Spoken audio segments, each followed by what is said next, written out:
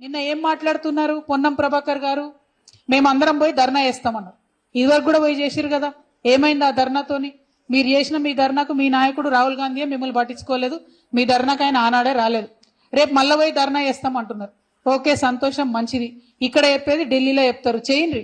కానీ ఎంత అవహేళనగా మాట్లాడుతూ ఉన్నారు ఇవాళ పొన్నం ప్రభాకర్ గారు అంటే, మేము పోయి ధర్నా చేస్తాం, అందరు బీసీలు రావాలి, అందరు ఎమ్మెల్యేలు రావాలి, అందరు ఎంపీలు రావాలి అంటే ఏంది ఇది? మేము సత్రంలో భోజనం పెడుతున్నాం, మీరు అందరు రావాలి అన్నట్టు ఏం మాటలు ఇవి?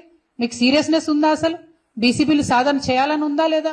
ఉంటే బాజాప్తా ప్రభుత్వ పరంగా అఫీషియల్ గా ప్రోగ్రాం పెట్టండి, అఖిల పక్షాన్ని ఇన్వైట్ చేయండి, లెటర్స్ రాయండి ముఖ్యమంత్రి గారి తరఫు నుంచి. మర్యాద పాటించండి, పద్ధతి పాటించండి.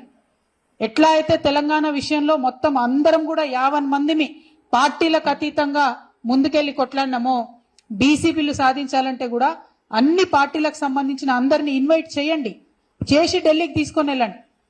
ఏకపక్షంగా మీరు ఎటుపడితట్టు మాట్లాడతాం, మీరు రావాలి, అందరు రావాలి అంటే ఇది అవతలి వాళ్ళ మీద నెపం నెట్టేటటువంటి ప్రయత్నం తప్పితే సీరియస్నెస్, చిత్తశుద్ధి కనపడతలేదు.